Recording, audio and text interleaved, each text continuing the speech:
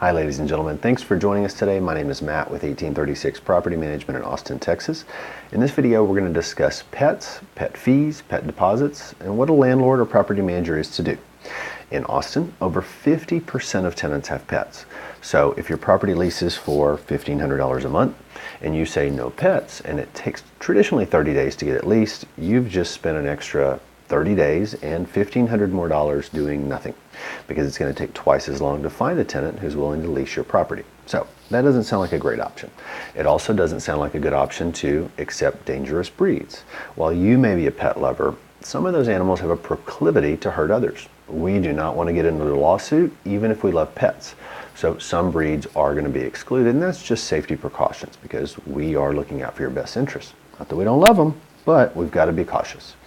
The other side of the argument is we don't take any pets. We've already covered that topic. So let's get back to the middle. What's an owner to do? What's an investor to do? Well, let's set up some guidelines. So first decide if we're going to take a deposit or a fee, and then next determine what kind of pets we're going to take. Well, small dogs, single cats, things like that are pretty easy and no-brainers as far as risk goes. What about puppies? Under 2 years of age, those things sure do get rowdy. And so we love them. They're the cutest things in the world, but they get bored, they chew, they destroy. This is your investment. So we may not be able to take that risk on puppies. We definitely have policies established related to the age of the pet. Now, how do you verify the age? Well, independent vet records. It's not fair for us to say or the owner to say, so we just rely on that expert third party. Now let's discuss fee versus deposits.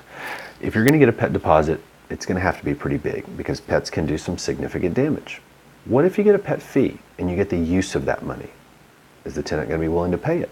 Well, what we have found is that if you're willing to accept their pets and bring them in as tenants, they don't mind paying a reasonable fee. And the reason is because if you have the greatest property out there for a reasonable price, they want to be there and they understand they have pets. They're reasonable people, they just love pets. So we have found that by aggregating some of these fees and making them reasonable, we can actually offer the owners 10 times the coverage from internally in 1836 for their possibility of a pet damage. So in other words, just for the sake of the argument, if the pet fee is $250, it's a one-time fee, the tenant's going to be less likely to leave because they don't want to pay that fee somewhere else. They're also going to be happy to get in because you will accept their pet. And from a landlord perspective, instead of having a $250 deposit and then kind of being out of luck, we can actually aggregate those internally and cover our owners up to 10 times that amount.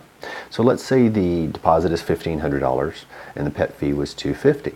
Well, if they did $3,000 in damages, we would cover that additional $1,500 beyond the initial security deposit and damages for that owner. So by working together, we're able to accomplish more. Sounds great, and we can rent your place then a little bit quicker. If we can answer any more specific questions for you, don't hesitate to reach out to us. We're here to help you. I'm Matt with 1836 Property Management in Austin, Texas. Give us a call today.